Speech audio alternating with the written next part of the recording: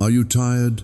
I am not talking about the physical fatigue that a long weekend or a strong cup of coffee can fix. I am talking about a hollow, bone-deep exhaustion, the kind that settles into your spirit when you realize that every single day has become a relentless audition for your own right to belong. In our modern landscape, we have perfected the hustle culture, an environment where we wake up and immediately strap on a mask of performance.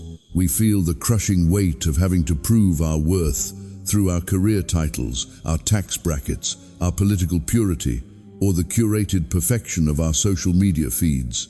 Our society whispers a persistent, poisonous lie that you are only as valuable as your latest achievement and that your checklist of deeds must be completed to be worthy of love. But what if I told you this psychological plague isn't a product of the digital age? 2,000 years ago, an ancient letter was penned that deconstructed this exact cycle of performative exhaustion with surgical precision. It exposed the futility of human effort as a currency for validation and offered a shocking countercultural escape route that still resonates today. Welcome back to Jesus Glorifies Him. Today, we are opening the book of Galatians, a revolutionary text that serves as a radical declaration of independence for the soul. We will discover how a message from the first century can shatter the chains of your modern burnout and redefine what it means to be truly free. To truly understand why a letter written to a small group of struggling churches in rural Turkey 2 millennia ago carries such explosive relevance in 2026, we must first look in the mirror. Look closely at the reflection of the average American professional, the exhausted student, or the overwhelmed parent. What do you see behind the forced smiles and the "I'm doing great" responses? Beneath the surface of our celebrated pursuit of happiness lies a frantic, trembling anxiety that has become the silent engine of our entire society. We are living in an era of unprecedented performance, where we are no longer just human beings. We have transformed ourselves into personal brands that must be meticulously managed, polished, and protected at all costs. This is the modern hustle, and it has proven to be a cruel and unforgiving master. In the ancient world, the boundaries of a good life were often dictated by clear, stone-cold religious laws. Today, those boundaries have become invisible, yet they are everywhere, transmitted through glowing glass screens that never sleep. We have traded the ancient stone tablets of the Middle East for the digital algorithms of Silicon Valley, but the underlying spirit of the law remains hauntingly identical. Perform these rituals, and you shall be accepted. Fail to meet these standards, and you shall be cast out. Think about the unwritten checklists we carry in our pockets. There is the professional checklist, the prestige of an Ivy League degree, the promotion by age 30, the six-figure salary that somehow never feels like enough to cover the mortgage in a neighborhood that proves you've made it. There is the aesthetic checklist, the gym sculpted physique, the skincare routine that attempts to halt time, and the home decor that looks like a sterile museum of modern minimalism designed for the approval of strangers. But perhaps the most exhausting of all is the virtue checklist. In our age of extreme cultural polarization, your fundamental worth is often measured by your ideological purity. You are required to say the right things, use the current hashtags, and condemn the right enemies with exactly the right amount of public fervor. If you hesitate, you are viewed with suspicion. If you disagree, you are cancelled. This is the modern mutation of legalism. The ancient Judaizers who troubled the Galatians demanded circumcision as a physical mark of belonging to the in-group. Today's social gatekeepers demand a different kind of public ritual. They demand that you perform your righteousness in the digital town square to prove you are one of the good ones. This creates a state of perpetual worthiness, anxiety. We are constantly looking over our shoulders, wondering if our latest post was sufficient, if our career is prestigious enough, or if our children are achieving at a level that justifies our existence as parents. We have become voluntary slaves to a meritocracy that has no finish line. We are running a race where the goalposts move every time we get close to them, driven by the fear that if we stop striving, we will simply disappear. This is what we call freedom in America, the freedom to be whoever we want. But if you look at the skyrocketing rates of burnout, depression, and profound loneliness, it looks a lot more like a spiritual prison. We are desperately trying to earn a sense of peace that was never meant to be bought with our own efforts. We are seeking a well done from a world that is fundamentally incapable of giving it. As we dive into Paul's heated, passionate words in Galatians, I want you to keep your own checklists in mind. Feel the weight of the expectations you have placed on yourself and the ones society has placed on you. Paul isn't just arguing about ancient rituals. He is trying to rescue us from the exhausting lie that we have to build our own pedestals just to be seen. He is pointing us toward a version of being worthy that doesn't depend on your hustle, your likes, or your ability to keep up. He is inviting us to stop performing and start living. To grasp the gravity of Paul's fury, we must travel back across the Atlantic, over the Mediterranean, and into the rugged, windswept highlands of first-century Galatia.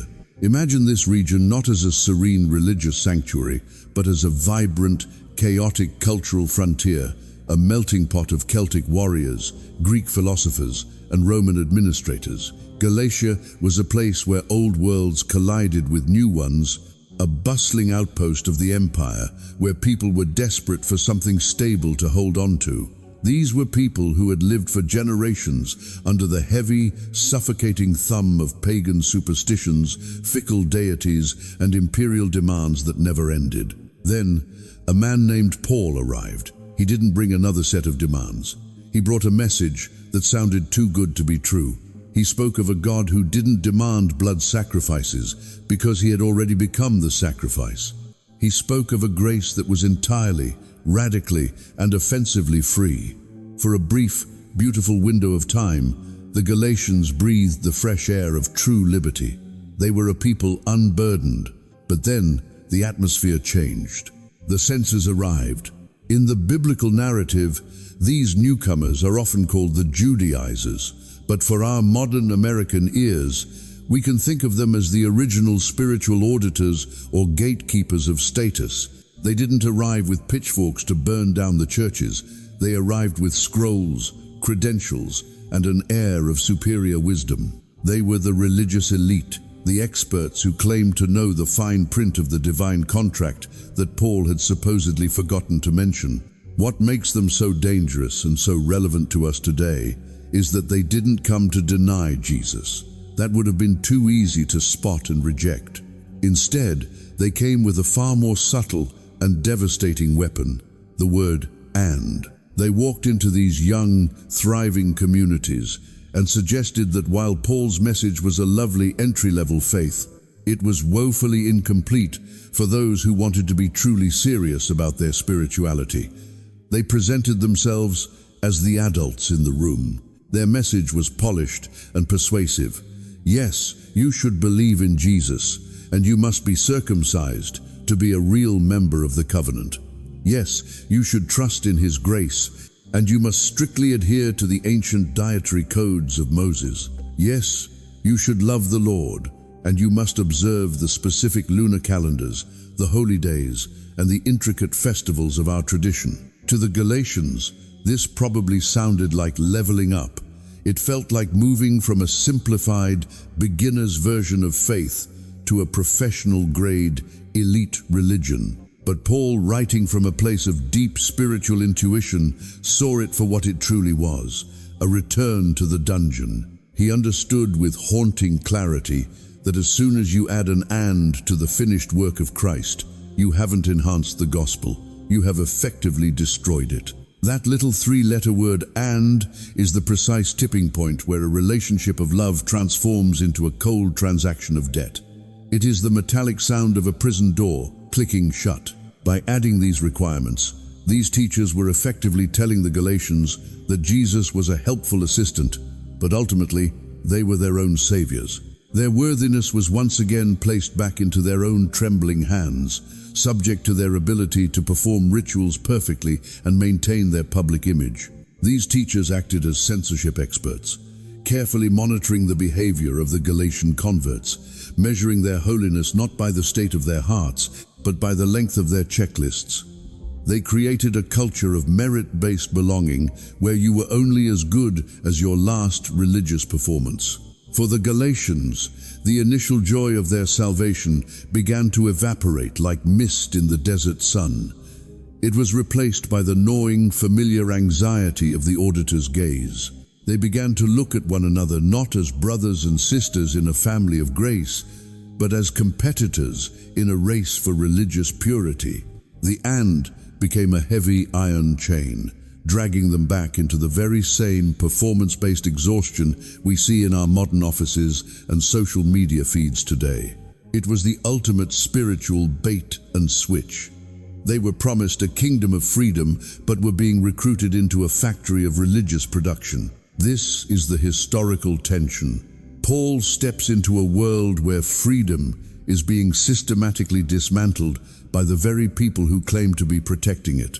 The faces have changed over 2,000 years, and our modern rituals might involve career milestones or social justice signaling instead of ancient circumcision, but the "and" remains the most dangerous word in the human vocabulary. It is the word that promises more, but always delivers less. It is the word that turns sons and daughters back into slaves. To understand the sheer drama of Galatians, we have to zoom in on a specific, high-stakes moment in the city of Antioch, a moment that felt like a car crash in slow motion. Picture a vibrant, sun-drenched courtyard, filled with the sounds of laughter, clinking pottery, and the rhythmic hum of multiple languages blending into one. This was the new world that the gospel had created. At the center of it all was Peter the Rock, the man who had walked on water and witnessed the transfiguration. He was sitting at a long table, shoulder to shoulder, with Gentiles, people who, just a few years prior, he would have considered unclean or outside the circle. He was eating their food, sharing their bread, and laughing at their stories. This wasn't just a meal, it was a revolution. It was a living, breathing picture of the freedom Paul had been preaching. In this space, the old checklists were gone. There was no us versus them. There was only the shared joy of being loved by the same God. It was a glimpse of heaven on earth, a place where grace had finally demolished the walls of racial and religious prejudice. But then, the atmosphere shifted. The laughter didn't stop all at once. It withered, one person at a time, as the heavy wooden gates of the courtyard swung open. A group of men arrived from Jerusalem, men who claimed to represent James, the brother of Jesus. These were the religious elite, the spiritual aristocracy of the early church. They didn't come with smiles. They came with the cold, diagnostic gaze of auditors. They were the circumcision party, the gatekeepers who believed that while Jesus was fine, you still had to maintain the strict, ancient rituals of Judaism to truly belong. They walked into that room like a freezing cold front hitting a summer day. They didn't see brothers and sisters in Christ. They saw a messy, unauthorized compromise of their sacred traditions. They stood there in their pristine religious purity, their presence alone acting as a silent judgment on everyone at the table. What happened next is perhaps one of the most heartbreaking instances of peer pressure in recorded history. Peter, the man who had seen the vision of the sheet coming down from heaven, the man who knew better than anyone that God shows no partiality, looked up and saw the disapproval in their eyes. He felt the weight of their social standing. He feared the cancel culture of his day. In a move that must have felt like a physical blow to every Gentile in the room, Peter slowly put down his bread. He avoided eye contact. He pushed his chair back from the table. Bit by bit, he withdrew. He didn't say a word, but his actions screamed. He walked away from his Gentile friends and moved over to the inner circle of the Jerusalem elite, trying to look as though he had never truly belonged at the first table. The betrayal was infectious. Even Barnabas, Paul's loyal partner, a man whose very name means son of encouragement, felt the pull of the vacuum. He too stood up and followed Peter into the shadows of hypocrisy. Can you imagine being one of those Gentile believers? One moment, you are being embraced by the leaders of the movement, feeling for the first time in your life that you are truly home. The next moment, the Rock himself is ghosting you because his important friends are watching. You are suddenly reminded that, in their eyes, you are still second class. The old checklist had returned with a vengeance. The message was clear. You are acceptable only as long as the elite aren't looking. This wasn't just a social faux pas. It was a theological catastrophe. It was a public declaration that the cross of Christ was not sufficient to make us one, that something else, some human effort or ritual, was still required to bridge the gap. The room fell into a suffocating silence, the kind of silence that usually precedes the death of a movement. But then a voice broke through. Paul had been watching this play out, his heart likely racing with a mixture of grief and righteous fury. He saw the truth of the gospel being dismantled in real time. He didn't pull Peter aside for a private, polite conversation in the hallway. Why? Because the betrayal was public, and the healing had to be public too. Paul stood up, perhaps the only man left at the table who refused to bow to the men from James. He looked at Peter, his brother and fellow apostle, and he confronted him in front of everyone. Paul's words cut through the hypocrisy like a surgeon's scalpel. He didn't attack Peter's character, he attacked his inconsistency. He essentially asked, if you, a Jew, have been living like a Gentile because you know the law doesn't save you, how can you now force these Gentiles to live like Jews just to save your own reputation? Paul saw that by withdrawing from the table, Peter was effectively telling the world that Jesus wasn't enough. He was re-erecting the very prison walls that Christ had died to tear down. This was the great confrontation, a moment where Paul stood alone to protect the purity of grace against the crushing weight of human worthiness. He wasn't just defending a doctrine, he was defending the Gentiles' right to belong without having to earn it. He was reminding the church and us that as soon as we start choosing our table based on the approval of the elite, we have abandoned the gospel. Paul's courage in that room saved the future of the church. He refused to let the "and" of legalism steal the freedom of the faithful. He stood his ground so that we, 2,000 years later, would know that we never have to audition for a seat at God's table.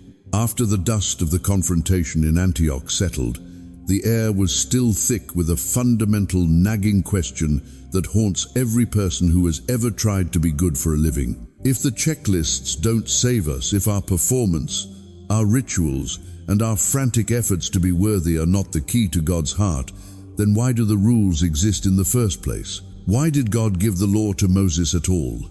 Paul's logic in chapters 3 and 4 of Galatians is not just a theological lecture. It is a masterclass in the psychology of spiritual maturity, designed to answer exactly that. He begins by dismantling the idea that the law was meant to be a permanent destination. Instead, he introduces us to a brilliant, ancient metaphor that every Roman or Greek parent would have understood instantly: the pedagogos, or the guardian. In the ancient world, this wasn't the school teacher who inspired the mind. It was the strict, often harsh servant whose job was to supervise a child's every move, protect them from danger, and keep them in line until they reached maturity. The guardian was the nanny who made sure you didn't run into the street or play with fire. He was necessary, but he was also a symbol of a time when you were not yet free to make your own choices. Paul argues that the law of Moses served exactly this purpose. It was a protective fence built around a humanity that was prone to wandering. It was a mirror held up to our faces to show us just how much we couldn't keep our own promises. It was never intended to be the source of life. It was intended to be the bodyguard that escorted us to the door of Christ. The law's job was to prove its own insufficiency, to show us that we were under a state of spiritual minority. Think of it like a set of training wheels on a bicycle. They are essential when you are learning to balance, and they keep you from crashing. But no adult in their right mind would celebrate their 30th birthday by insisting those training wheels stay on. To go back to the law after encountering Christ is, in Paul's eyes, a bizarre form of regression. It is like an heir to a multi-billion-dollar estate who has finally come of age, deciding to crawl back into a playpen and ask his old babysitter for permission to use the bathroom. It isn't just unnecessary, it is a denial of who you have become. This brings us to the heart of Paul's argument regarding sonship versus slavery. In our modern American culture, we are obsessed with making it on our own, the self-made success story. But Paul suggests that our true identity isn't something we build, it's something we inherit. He paints a picture of a child who, though he is technically the owner of the whole estate, is treated no differently than a slave as long as he is a minor. He is under managers and trustees. He is told when to wake up, what to eat, and what to wear. But when the fullness of time came, God sent his Son to buy us out from under that management. The transition Paul describes is seismic. It is the moment the paperwork is signed and you are no longer a project to be managed by the law, but a son or daughter to be embraced by a father. When Paul talks about us crying out, "Abba, Father," he is using a term of shocking intimacy. It's the first century equivalent of Papa or Dad. For an American audience today, this is the ultimate antidote to the modern hustle. A slave's relationship with their master is based entirely on performance. If you work hard, you get fed. If you fail, you get punished. But a son's relationship with his father is based on a birthright. A son doesn't walk into the living room and present a spreadsheet of his achievements for the day just to earn a seat at the dinner table. He belongs there because of whose he is, not because of what he's done.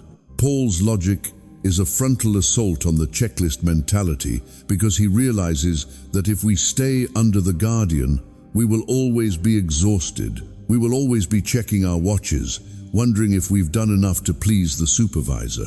By moving us from minority to maturity, Paul is telling the Galatians and us that the era of trying to earn God's favor through legalism is officially over. The law did its job. It brought us to the end of ourselves. It showed us that we needed a savior, not a better set of rules. Now that faith has come, the guardian is relieved of his duty. We are finally allowed to grow up. We are allowed to walk in the freedom of an inheritance that was won by someone else's effort.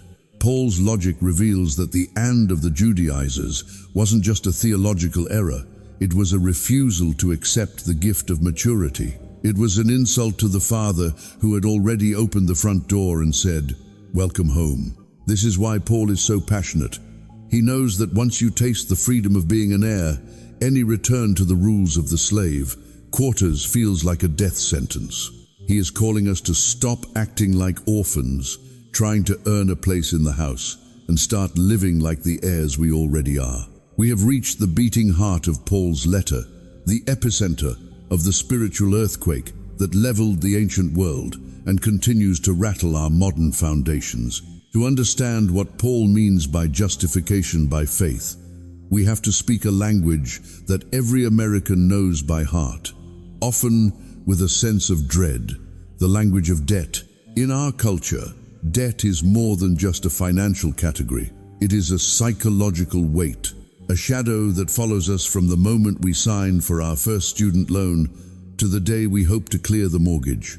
We understand the suffocating feeling of a balance sheet that won't stay in the black, the predatory interest of guilt, and the constant gnawing pressure to make a payment on our lives just to stay afloat. We live in a society governed by the moral credit score, a complex and invisible system where every good deed, every successful career move, and every socially acceptable opinion is a deposit, while every failure, every lapse in judgment, and every public mistake is a catastrophic withdrawal that threatens to bankrupt our reputation. We approach the divine through this same fractured lens. We imagine God as the ultimate chief financial officer of the universe, sitting behind a massive desk with a ledger that records every second of our lives. We assume that our standing with him is a fluctuating number, a spiritual FICO score that we must constantly monitor. We think, if I can just be a little more generous, if I can just volunteer a few more hours, if I can just keep my temper in check and post the right things, maybe my score will rise high enough to qualify for his approval. This is the hustle in its most religious and toxic form.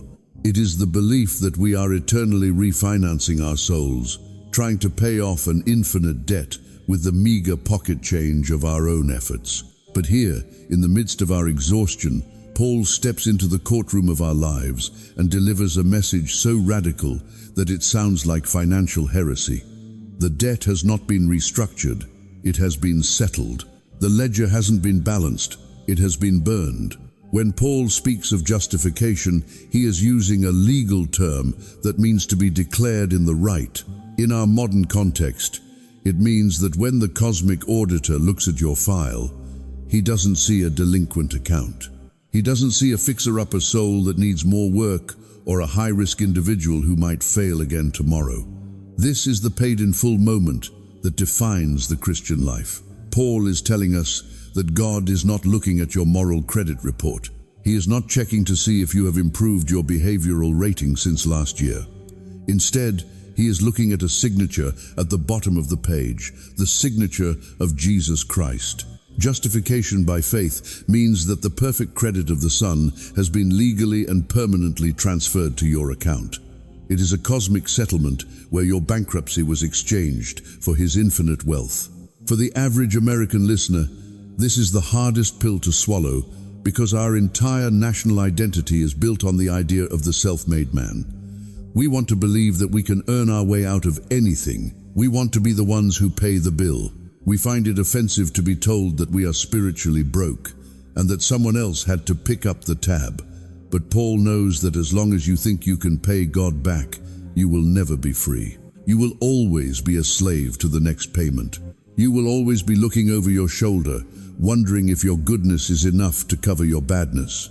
The beauty of the gospel is that it bypasses the hustle entirely. It tells us that we are accepted not because we are good, but because we are loved.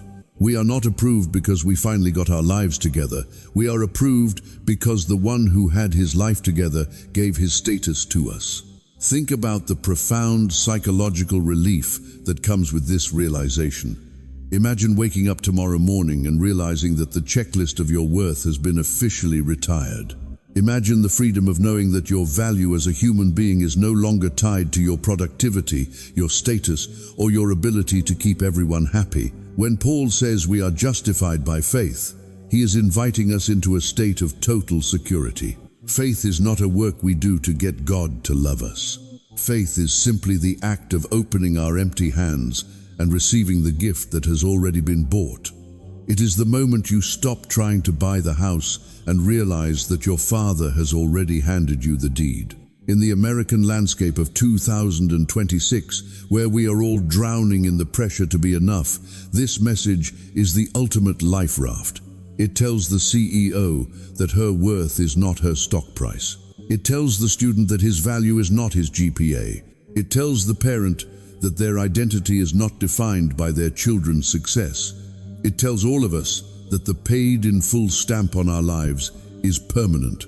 It cannot be revoked by a bad day, a failed marriage, or a moment of weakness. Why?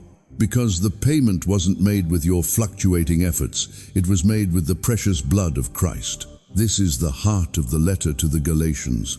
It is a call to stop the frantic spiritual cashing of checks that will always bounce. It is an invitation to stand on the solid ground of a grace that does not bargain.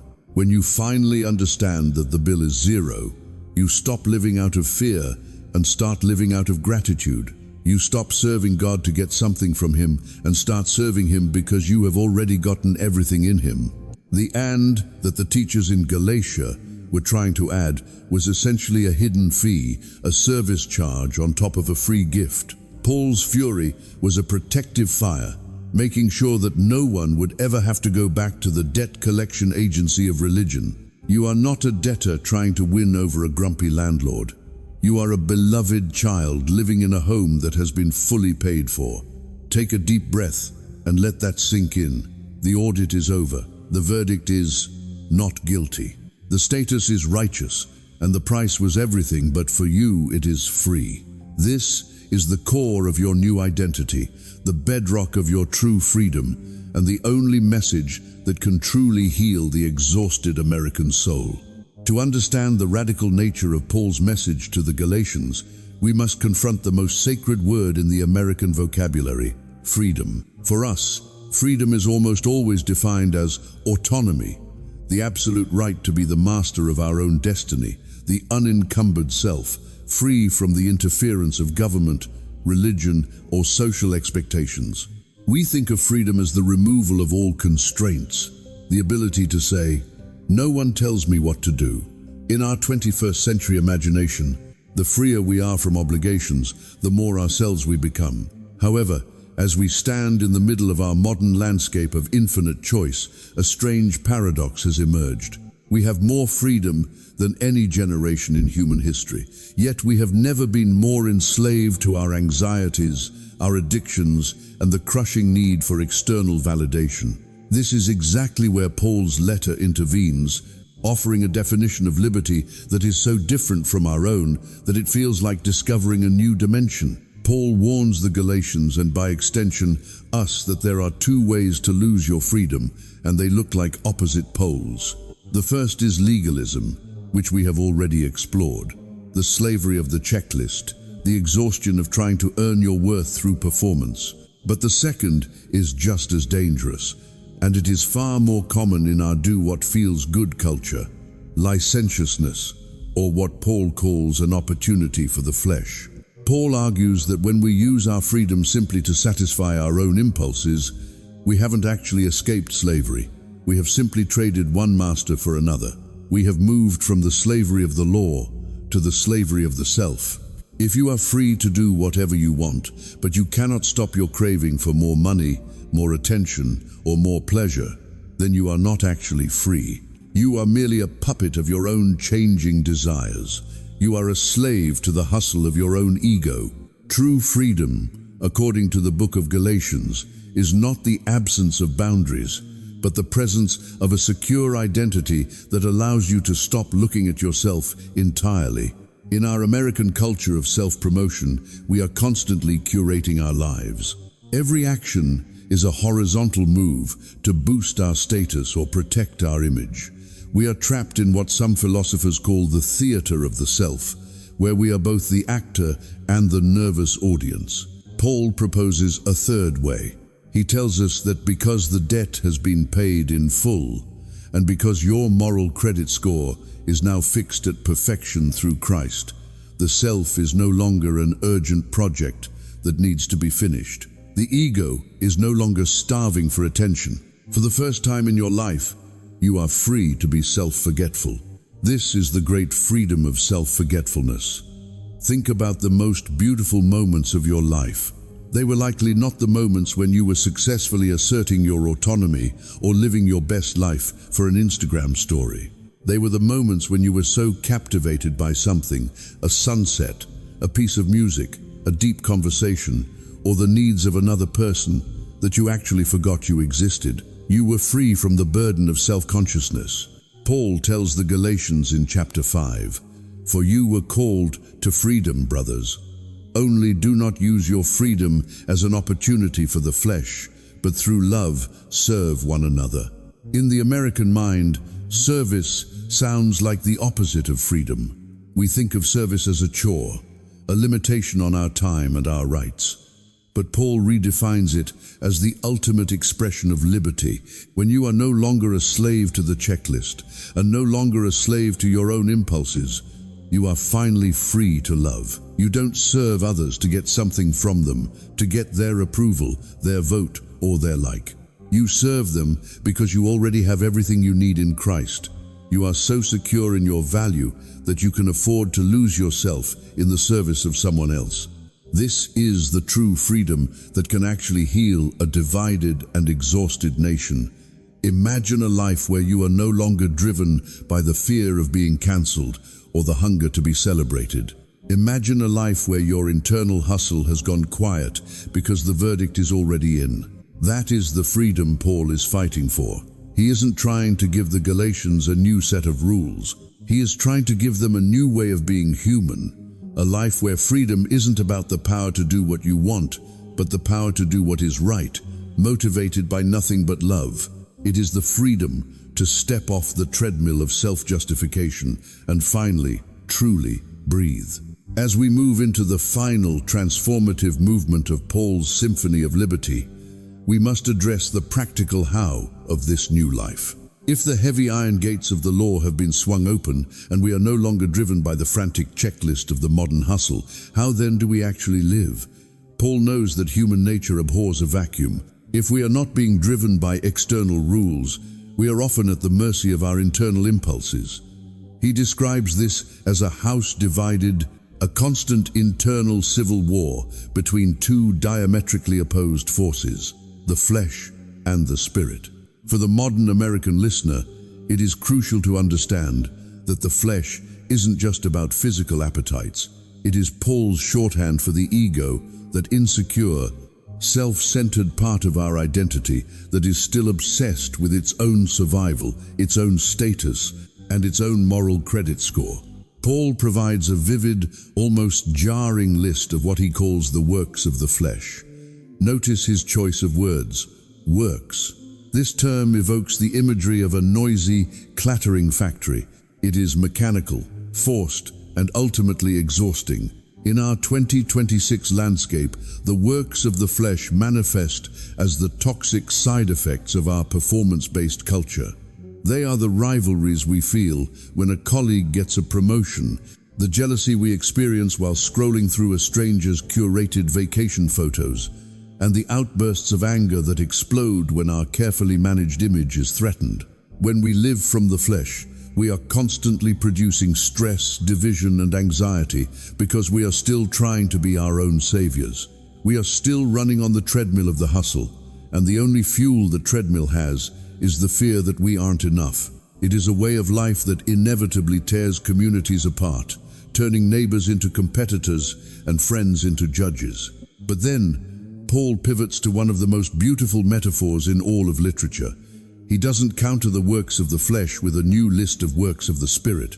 He doesn't give us a better to-do list to master. Instead, he speaks of fruit. For an achievement-oriented society like ours, this is a revolutionary shift in perspective. You cannot force a tree to produce fruit through sheer willpower or by shouting at it to meet a deadline. Fruit is the natural, organic, and inevitable byproduct of a healthy root system. It is a result to be harvested, not a goal to be achieved through grinding effort. Paul is telling us that the qualities we most desperately crave, love, joy, peace, patience, kindness, goodness, faithfulness, gentleness, and self-control, are not things we do. They are things that happen to us when we finally stop the hustle and start abiding in the freedom of Christ. Think about the profound relief of this reality. You don't wake up and try to be patient in the same way you try to hit a sales quota. Instead, you wake up and remind yourself that your debt is paid in full, that you are a beloved child, and that your future is secure. As that security takes root in your soul, patience begins to grow as a natural response to a chaotic world. When you are no longer starving for attention, generosity and kindness become your new default settings. These 9 fruits are the social capital of a free community. While the flesh divides us into silos of envy, the Spirit weaves us together into a family defined by grace. This is the ultimate answer to our modern burnout. The freedom Paul describes in Galatians is not the freedom to do whatever we want. It is the freedom to become who we were always meant to be. It is the transition from the mechanical to the organic. You aren't working for your freedom. You are living from it. As you walk with the Spirit, your life begins to bear a harvest that you didn't have to sweat to produce. You find that you are finally, truly free, not because you've mastered a new set of rules, but because you've been joined to a new source of life. Here at Jesus Glorifies Him, we believe this is the only way to escape the cycle of exhaustion. It's time to stop the factory work of the ego and start enjoying the harvest of the Spirit. This is the life for which you were created. To my fellow Americans, my brothers and sisters caught in the relentless gears of the modern machine, hear this clearly. Do not let anyone, whether it is a demanding boss, a ruthless social media algorithm, or even your own biting inner critic, place the heavy yoke of proving yourself back upon your neck. You have been set free at a price far greater than any earthly salary or social status could ever match. The message of Galatians is not just ancient history.